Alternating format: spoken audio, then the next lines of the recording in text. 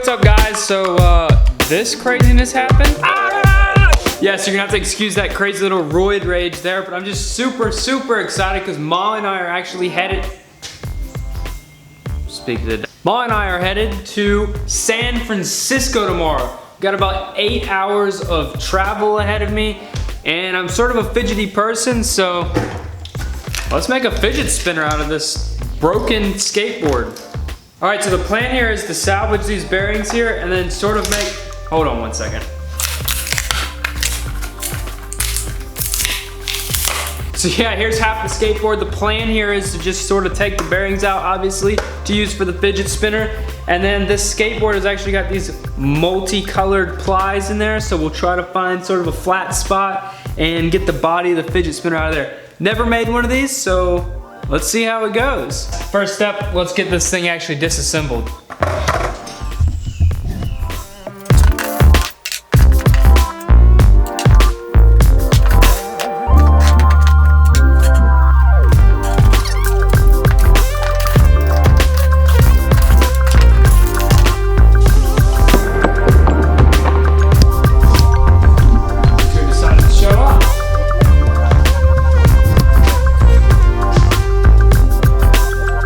Continue.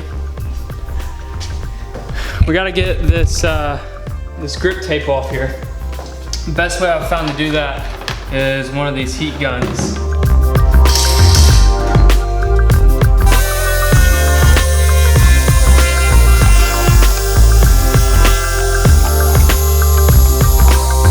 So here is the template that I'm gonna be using. This actually comes from Charlie over at the Young Woodworker. I'm gonna leave links in the description below to his channel. Go check out his video. He has these available for a free download. Cool guy, young woodworker, doing cool stuff. Go check him out. The plan with this is to use some spray adhesive like this stuff right here. Go ahead and adhesive that to a flat spot on the deck. Like I said, I am going to use the nose of the board. Anyway, I'm gonna get that stuck on there. It is now time to move on to actually cutting this shape out. Now you could use a bandsaw, you could use a coping saw. I'm just gonna go real simple and just use a jigsaw. Use whatever you got, just make do. I'm actually just gonna go ahead and start off with something this size. I'm not gonna worry about cutting the exact shape out just yet. Time to actually drill these holes out. I'm over at the drill press with a 3/4 inch Forstner bit in there. Realize not everybody has a drill press, but you can most definitely use your regular drill for this. Just try to go as straight as possible. It's not as difficult as you'd think. It doesn't have to be exactly perfect.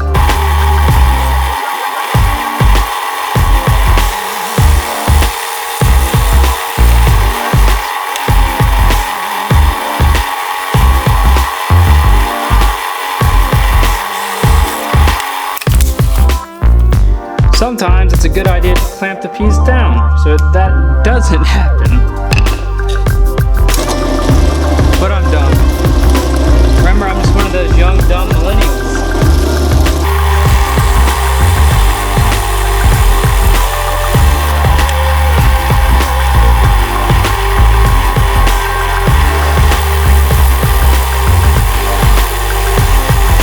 We've got all the holes cut. Now it's time to just cut around the outer edges and into these outside circles. Yeah, this one right here. I said I wasn't gonna use the bandsaw. I'm on a time crunch. I'm gonna use the bandsaw. Use whatever saw you have there.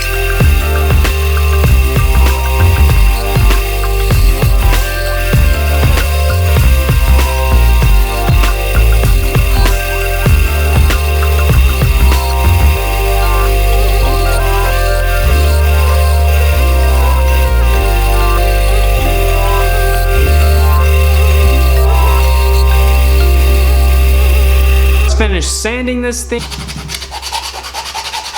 and applying a coat of spray lacquer to it. Check out how cool this is. Focus. There we go. Look how cool this thing is. So it's got the different color layers in there, different colored plies, and I even left some of the original skateboard paint on there. So super stoked about the way this thing is turning out. Now we're gonna go ahead and move on to dealing with, focus, okay. Dealing with the bearings, making them smooth again, making them good. Actually, all of mine are really pretty darn smooth. Like they spin a while. But what I'm gonna do is I'm gonna put them in a little Tupperware here. And I'm gonna fill this thing up with acetone just over the top of them and let them soak for about 15 to 20 minutes. I found an old really cruddy bearing that barely spins. This is gonna be the control, so I can show you guys how well this little method works for cleaning these bearings. And yeah, while that is happening, Molly has, well, we both have some very big news. Guys, guess what? I am starting my own YouTube channel. Links are in the description below. Go check it out. I made this shirt on my very first video. Back to the video. These are out of the acetone. This is the one that didn't spin very well. As you can see, spins much, much better. The thing to do with this is as they're soaking, periodically pick them up and twist them back a little bit. Don't spin them hard, just twist them back and you'll work a lot of the grime out of the bearings from the inside out. Keep wiping the grime out and then putting them back in the acetone, and it works really, really well. You can revive bearings that are completely stuck. So I've got all my bearings ready. We're gonna go ahead and glue them in. Now I used an oversized Forstner bit because technically speaking, these are measured in millimeters and all I had was a 3/4 of an inch Forstner bit. I'll leave a link in the description below to where to get the exact Forstner bit so you don't have to deal with this. I didn't have it on hand, but as you can see, this has, I mean, ever so slightly a small amount of play in it. And it's just because it's not a perfect fit. We're gonna use a little bit of CA glue and we're gonna glue them in there. So it's not gonna matter at all. I'm actually gonna take some of these washers and drop them down in each one of the holes before I glue these in. And that's because this actual spinner is slightly thicker than the bearing itself. So what this is gonna do is space them out so that they're in the center of our fidget spinner.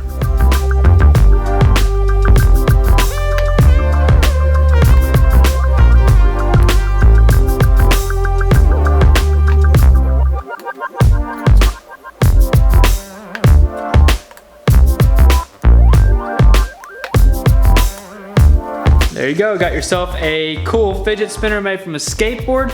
But before you go, I got one cool tip for you. Grab yourself some Neodymium Magnets like these guys. You can put them over your bearings, sort of center them up, get them right. And now you have one of those more high-end fidget spinners where you're not actually touching the bearings, you can touch the whole surface. Another part that's cool about these being magnets, if you carry like a pocket knife or have some sort of metal bit on your pocket, you can, try not to die here. You can stick it on there. Check it out. You can be the cool kid, pull your fidget spinner off, get fidgeting. Hold on. Get fidgeting. How about that? And that is it for today's video. I hope you guys enjoyed. I try to put a lot more enthusiasm in this video. So if you would, please put a little bit of that enthusiasm down in the comment section. Leave me a cool comment. I know these have already been done a ton, but I wanted one, so I decided to make one. If you haven't already, go check out the rest of our videos because they're pretty awesome too, and you might find something else that you enjoy. If you enjoy behind the scenes stuff, definitely go check out the Instagram right here because that's where we post all of our cool behind the scenes stories and extra content over there. Go give that a check. Go give that a check out. Go look at it because it's pretty darn cool. Also, if you guys didn't know, I'm a part of a podcast. It's called Maker's Viewpoint, where we give our viewpoint on making stuff, business, all kinds of stuff. So if you want to listen to that, there's a link in the description below. Go give it a listen because I guarantee you'll find it helpful. If you have no idea how podcasts work, we do have a YouTube channel and you can go check out that channel and listen to them from YouTube if you prefer that. So there'll be links to that in the description below. On a serious note, please leave a comment down below. Tell me what kind of video style you like. Is it something more along these lines? This is kind of new. Do you like this? Do you like some of our other styles? Let me know down in the description below so that we can kind of cater more towards our audience's view. I'm not guaranteeing that we're gonna go by that because really and truly, I'm just gonna try to keep things current and fun and try to keep them interesting for myself more than anything for producing them. But I am interested in knowing what your opinion is on it. So please do leave a comment down below. Let me know. We can have a cool discussion down there. This is gonna take over my life. So yeah, guys, we leave tomorrow, 3 a.m. for Makers Fair. Hope to catch you guys there. If you see us, please come say hi. We're not crazy as it may seem. We are pretty cool, I think, hopefully. We won't make it awkward. Come talk to us. Anyway, guys, y'all have a good one. I'll catch you next week.